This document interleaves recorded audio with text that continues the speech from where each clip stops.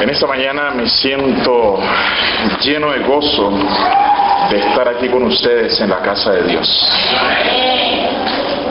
Es un privilegio ser cristiano. Causa gozo, alegría, ser un cristiano adventista del séptimo día. Pensar que alrededor del mundo la familia de Dios en cada lugar tiene una iglesia. Y he estado orando. A través de la oración he llegado ante aquel que mora entre querubines y serafines, para que Dios nos bendiga y nos ayude. Gracias por tanta amabilidad que hemos encontrado, y estoy seguro que en el nombre del Señor haremos grandes cosas. Y estaba pensando qué tema traer en esta mañana. Y saben que cuando uno va a predicar en un lugar por primera vez, se encuentra ante cientos de temas y uno piensa, ¿qué voy a predicar? Hoy quiero que hablemos de la más linda de todas, la más bella. No hay otra más hermosa, bella y linda como aquella a la cual vamos a hablar hoy. Y el sabio se pregunta en Cantar de los Cantares, capítulo 6, versículo 10. ¿Quién es esta que se muestra como el alba, hermosa como la luna, esclarecida como el sol, imponente como los ejércitos en orden? Se pregunta, ¿quién es esta? Esa pregunta del sabio, que menciona que es hermosa como la luna y esclarecida como el sol, nos muestra una terminología conocida. En Apocalipsis capítulo 12, versículo 1, allí se describe a esa hermosura, a la más bella de todas. Dice: apareció en el cielo una gran señal, una mujer vestida del sol, con la luna debajo de sus pies y sobre su cabeza una corona de 12 estrellas. ¡Qué descripción tan hermosa! ¡Qué descripción tan hermosa que hace la Biblia de la más linda de todas!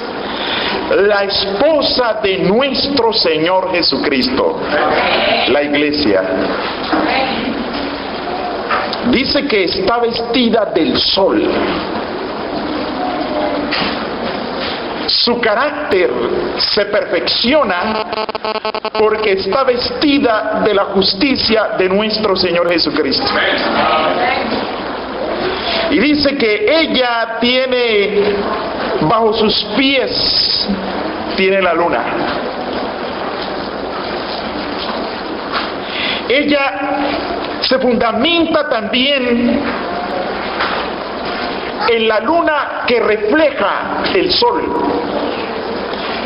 Ella está fundamentada sobre el Antiguo Testamento, representado en la luna, porque la luna, Jesús dijo del Antiguo Testamento: escudriñad las Escrituras, porque a vosotros os parece que en ellas tenéis la vida eterna, y ellas son las que dan testimonio de mí. ¡Qué maravilloso! Y está hablando del Antiguo Testamento, porque el Nuevo no estaba escrito todavía. Ni los discípulos pensaban si lo iban a escribir. Pensaban que ellos iban a ver la venida de Cristo. Pero es tan maravilloso que esta no solo está fundamentada en las enseñanzas del Antiguo Testamento, sino también está coronada de las enseñanzas del Nuevo Testamento, puesto que en su cabeza tiene una corona de 12 estrellas, representando el Evangelio predicado por los 12 apóstoles. La Biblia describe así a la iglesia: no hay algo más bello para Jesús que la iglesia. Jesús ama a la iglesia. Y la iglesia nos dice, Efesios capítulo 3, versículo 20 nos dice: y aquel que es poderoso para hacer todas las cosas, muchos más abundante de lo que pedimos o entendemos, según el poder en nosotros, a él sea, ¿en dónde? En la iglesia, en Cristo Jesús, por todas las edades, a él sea la gloria. ¿En dónde? En la iglesia. Mis hermanos, la iglesia está construida sobre el fundamento de Cristo Jesús. Dice ahí en el capítulo 2, versículo 20 de Efesios, dice: edificado sobre el fundamento de los apóstoles y profetas, siendo la piedra principal del ángulo Jesucristo mismo. Yo le doy gracias a Dios, mis hermanos, de que la iglesia esté construida sobre Cristo. Y el Señor, en la descripción que la Biblia continúa haciendo a través de muchos versículos acerca de la iglesia, nos habla en Timoteo capítulo 3 versículo 15, nos dice que la iglesia es columna y baluarte de la verdad. Dice allí en 1 Timoteo 3:15, dice: para que si tardo sepas cómo debes conducirte en la casa de Dios, que es la iglesia del Dios viviente, columna y baluarte de la verdad. Si cuando piensas en la iglesia, estás pensando en la casa del Dios vivo, que es la iglesia. Pero es maravilloso, hermanos, saber que la iglesia, cuando se dice iglesia, no es el edificio, somos nosotros. Jesús, nuestro Dios, habita en nosotros a través del Espíritu Santo. Y la iglesia está para sostener la verdad y defenderla, columna y baluarte de la verdad. Hermanos, yo le doy gracias a Dios de haber conocido este precioso mensaje y de ser miembro de la iglesia adventista y de saber que hay una iglesia que profesa tener la verdad y es baluarte y columna de la verdad. Jesús, en una oportunidad,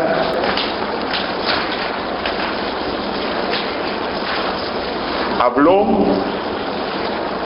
de la fundación de la iglesia y empezó el proceso de fundación de la iglesia. En Mateo 16, 18, Jesús, hablándole a Pedro, le dice: y yo también te digo que tú eres Pedro. La palabra griega aquí sabemos que es la palabra Petros, piedra. Piedra es un pedazo de la roca. Tú eres Petros, tú eres piedra, y sobre esta roca, es decir, Jesús, sobre Jesús edificaré mi iglesia, y las puertas del Hades no prevalecerán contra ella. Mis hermanos, qué maravilloso que la iglesia tiene como defensor a Cristo Jesús. O sea que hasta aquí hemos tratado de describir a esa hermosa, a esa bella que es la iglesia. Podemos leer muchos versículos más, pero ahora quisiera hablar acerca de la prioridad de la iglesia, las prioridades de la iglesia. En Hechos capítulo 6, versículo 4, nos dice la palabra de Dios acerca de las prioridades de la iglesia. Hechos capítulo 6, versículo 4 dice: y nosotros persistiremos en la oración y en el ministerio de la palabra. Una de las prioridades de la iglesia es la oración. La iglesia necesita todos los días penetrar al trono de Dios, al trono de la gracia a través de la oración. La oración y el ministerio de la palabra. A veces me da tristeza ver contemplar lugares que se llaman iglesia. Especialmente a veces si te pones a ver un sermón en la televisión de alguna denominación. Es triste ver que a veces desde esos púlpitos se dice de todo menos de la palabra de Dios. Iglesias, mega iglesias, dedicadas a la política, dedicadas a cualquier otra cosa que tenga que ver con humanismo, pero donde no se predica la palabra. Pero la iglesia de Dios, la iglesia de Cristo, tiene como prioridad la oración y el ministerio de la palabra. La iglesia no puede descuidar ni la oración ni el estudio de la palabra.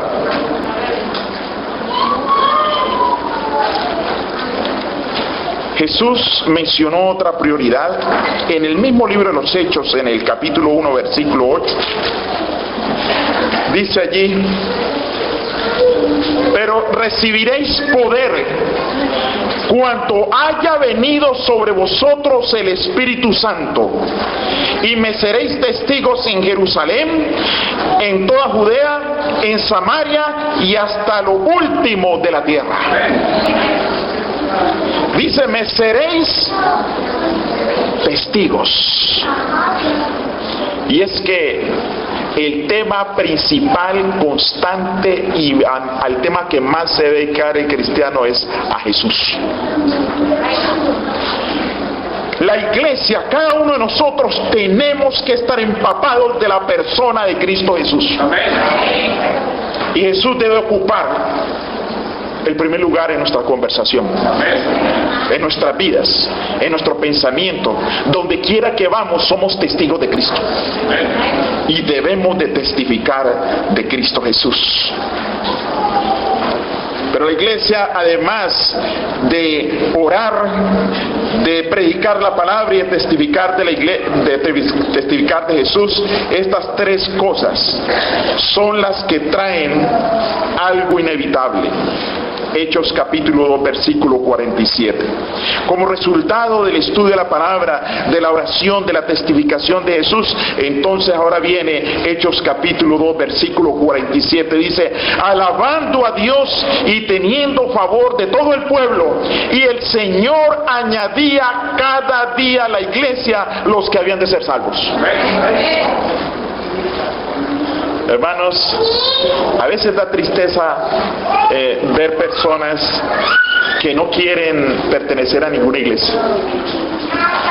Dicen: no, uno puede ser salvo en la casa, no necesita ser miembro de iglesia. Pero la Biblia dice lo contrario. Dice que se añadían ¿a qué? A la iglesia los que habían de ser salvos. Cuando nosotros nos empapamos de la palabra de Dios, mantenemos en oración, estamos dispuestos a testificar por Cristo, entonces viene el crecimiento. El crecimiento viene como resultado de poner a Dios en primer lugar. Como resultado de poner a Dios como prioridad. Hay una misión que cumplir. Es una misión que no ha terminado. Por eso en Apocalipsis capítulo 10, versículo 11, un versículo aplicado para la época de nuestros pioneros, pero aplicado también para hoy. Dice en Apocalipsis capítulo 10, versículo 11, dice: y él me dijo: es necesario que profetices otra vez sobre muchos pueblos, naciones, lenguas y reyes. Todavía no se termina la hora. Cuando Cristo aparezca en los cielos, ahí sí ya podemos decir, bueno, ya, aquí terminó. Pero ahora continúa. Cada enseñanza, cada profecía debe ser fresca debe ser algo fresco, como un manjar fresco, como un pan recién salido del horno para nosotros. Debe ser así bien fresco. Porque debemos continuar predicando, enseñando y predicando todavía muchos. Todavía falta mucho. La iglesia en la Biblia está representada en Apocalipsis por un ángel. La palabra ángel, que viene ángelos, que significa mensajero. La Biblia nos presenta ese ángel. Y vi volar por en medio del cielo a otro ángel que tenía el evangelio eterno para predicarlo a los moradores de la tierra, a toda nación, tribu, lengua y pueblo.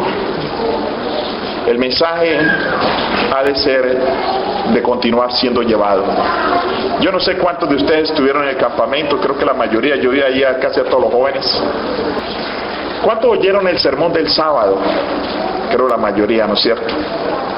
Allí el predicador estaba comparando la iglesia con un barco y dio muchas características. A mucha gente le gustó ese mensaje, fue inspirado por Dios. ¿Pero qué es la iglesia? Alguien preguntaba, ¿es la iglesia un club?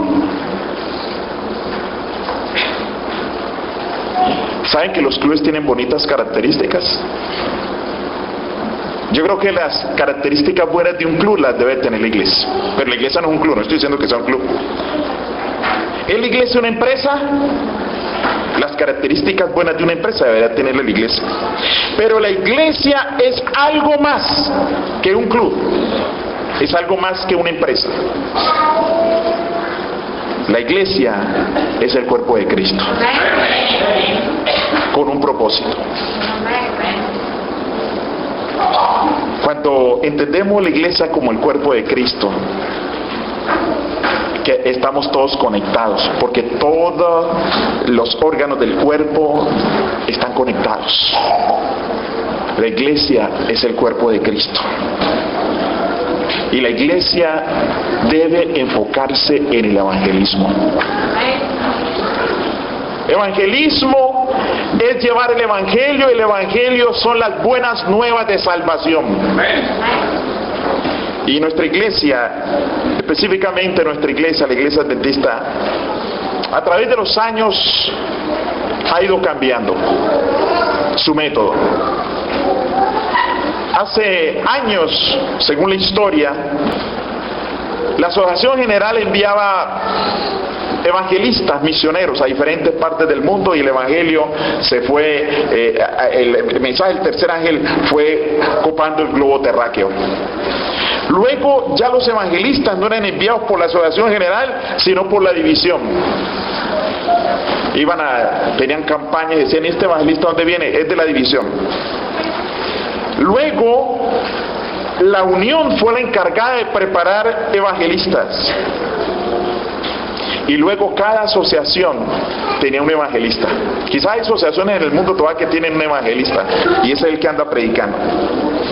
Pero desde hace años se ha propuesto la iglesia, nuestra organización, se ha propuesto a reconocer la iglesia local como evangelizadora.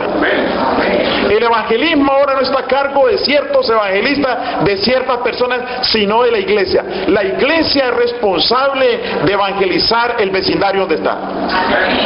Porque la iglesia Dios la ha puesto ahí como una luz, como un faro. Y en Mateo capítulo 28, un versículo muy conocido que nosotros conocemos, dice el Señor Jesús, le da a la iglesia esa misión y les dice, y se acercó y les habló diciendo, toda potestad me es dada en el cielo y en la tierra. En Mateo capítulo 28, versículo 18, toda potestad. Es decir, el Señor está diciendo, yo tengo en mis manos todo el poder, tanto del cielo como de la tierra. Por tanto, id y haced discípulos a todas las naciones, bautizándolos en el nombre del Padre, del Hijo y del Espíritu Santo, enseñándoles que guarden todas las cosas que os he mandado. Por eso es que a veces uno se impresiona cuando encuentra religiosos que dicen que no hay que guardar nada. No hay que guardar nada. Pero Jesús dice por el contrario, enseñándoles que guarden todas las cosas que os he mandado. Y he aquí, yo estoy con vosotros todos los días. ¿Hasta cuándo? Hasta el fin del mundo. Mis hermanos, Jesús todavía está vivo. Jesús vive. Todavía estamos nosotros con esta gran responsabilidad de predicar el Evangelio. De predicar el Evangelio. Y las iglesias, mis hermanos, son exitosas dependiendo cómo sus miembros se sientan. Cómo sus miembros se sientan. Si la iglesia tiene misión de ir, de salir, la iglesia crece. Y somos bendecidos. Mis hermanos, somos canales de Dios por el medio del cual fluyen las bendiciones al mundo. No hay otra persona. Cuando estás en el vecindario, estás en medio de amigos, eres un canal. Por ahí, por ti es que va a pasar los rayos de gracia a la gente para enseñarles que Dios les ama y que los quiere salvar. Es a través de nosotros. Somos canales. Y cuando el cristiano entiende que es un canal, es un cristiano fortalecido. Fortalecido. Porque está dispuesto. ¿Dónde voy a ir a predicar? ¿Dónde voy a enseñar? Y uno va y le dice, hermano, ¿cómo se siente? Muy bien, pastor, estoy testificando. Hermano, lo voy a ir a visitar. Bueno, pastor, perdone, pero es que yo voy a salir a visitar también. Cuando es un canal. Cuando no es un canal, de un momento a otro, no apareció la persona. Hermano, ¿por qué no he vuelto a la iglesia? Es que no me visitan. Yo recuerdo una vez un matrimonio en un distrito donde estaba en el sur de Estados Unidos con mi esposa. Íbamos a visitar a un hermano que se desanimaba. Lo habían acostumbrado de que había que estar yendo a la casa para que él pudiera ir a la iglesia. Estaba desanimado. Y allá teníamos que ir. A veces los desanimados son los que le gastan más el tiempo a la iglesia, a los líderes, al pastor y a los ancianos. Los desanimados son los que más les consumen el tiempo que otras almas hambrientas deberían de estar escuchando la palabra. Y yo recuerdo que cuando voy y nos sentamos allí en el comedor con él, lo primero que me pregunta es, pastor, ¿y qué es bueno para el desánimo? Ya era una visita común irlo a animar. Los hermanos decían, si no lo animan, pastor, no vienen. Hay que estarlos animando. Y pregunta, ¿qué es bueno para el desánimo?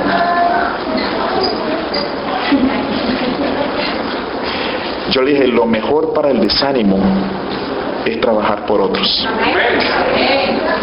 Porque cuando la persona va a trabajar por otros, pasa a ser un agente de Dios y tiene el Espíritu Santo.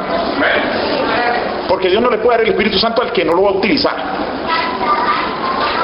Los mismos apóstoles, cuando estaban junto a Jesús y Jesús multiplicaba el pan, ellos tomaban pan fresco de las manos de Jesús y lo entregaban. Y siempre tenían pan fresco en sus manos porque lo estaban repartiendo. Para la muestra, un botón. Mi esposa y yo hemos sido aficionados a la pesca. Y estábamos en un lago por allá en New Jersey, el lago de la academia, de Garden State Academy. Y empezaron a llegar ahí unos patos, Canadian geese, esos patos canadienses. Se multiplicaron y dañaron ese lago. Ya ese lago no olía bien, ya no se podían ir allí. Pero no solo así se daña un lago. Un lago se daña cuando ya no le entra más agua ni le sale. Pasa a ser agua estancada. Y así tristemente pasa con el cristiano. Cuando no da el evangelio, ya las verdades eternas que tiene ya ni le emocionan. pero cuando las comparte, las repasa, las lee, las mira, está fluyendo agua fresca, bendiciones para otros, y el cristiano está animado. Está animado. Y a veces, si toda la iglesia está animada, ¿qué vamos a hacer, hermanos? Si todo el mundo está animado, ¿a quién visitamos? Vamos a visitar a otros que no conocen al Señor y a ganar las almas para el reino eterno. Ahora, ¿cómo podemos nosotros lograr eso? ¿Cómo podría yo ser una persona no desanimada, una persona que está completamente animada? Hay unos versículos que no parecieran que allí se puede encontrar una gran lección, pero yo he encontrado una gran lección en Juan capítulo 1, versículo 35. Dice allí, Jesús iba a empezar su ministerio, y dice: al siguiente día otra vez estaba Juan y 2 de sus discípulos, y mirando a Jesús que andaba por allí, dijo: he aquí el Cordero de Dios. Le oyeron hablar los 2 discípulos, ¿y qué hicieron? Y siguieron a Jesús. Y volviéndose Jesús y viendo que le seguían, les dijo: ¿qué buscáis? Qué maravilloso que Jesús nos preguntara: ¿qué buscáis? Ellos le dijeron: Rabí, que traducido es maestro, ¿dónde moras? Él les dijo: venid y ved. Y fueron y vieron dónde moraba, y se quedaron con él aquel día, porque era como la hora 10:00. ¿Dónde moras? Señor, ¿dónde moras? ¿Dónde vives? Muéstrame tu casa. Nosotros tenemos que pedirle a Jesús que se mude a nuestra casa, que more con nosotros. Si nosotros moramos y habitamos con Jesús, nunca vamos a estar desanimados. Si nosotros tenemos una relación diaria con Jesús. Mis hermanos, es una frase corta y todo el mundo la conoce. Pero Jesús es la respuesta, hermanos. A todo es Jesús. Si nosotros vivimos, nos mudamos con Jesús y Jesús mora con nosotros, nosotros vamos a estar siempre dispuestos. Y cada día tenemos que renovarnos con Jesús. Yo oro para que el Señor nos ayude aquí y para que Dios nos ayude cada día a consagrar nuestras vidas a Él. Que Jesús nos ayude a que cada mañana, al despertarnos, Jesús sea nuestro primer pensamiento. Sea nuestro pensamiento constante y el último pensamiento al dormirse a Jesús. Necesitamos empaparnos de Jesús. Cuando estamos llenos, empapados de Jesús, todo es más fácil. Dios quiera que esa sea una realidad. Que Dios les bendiga.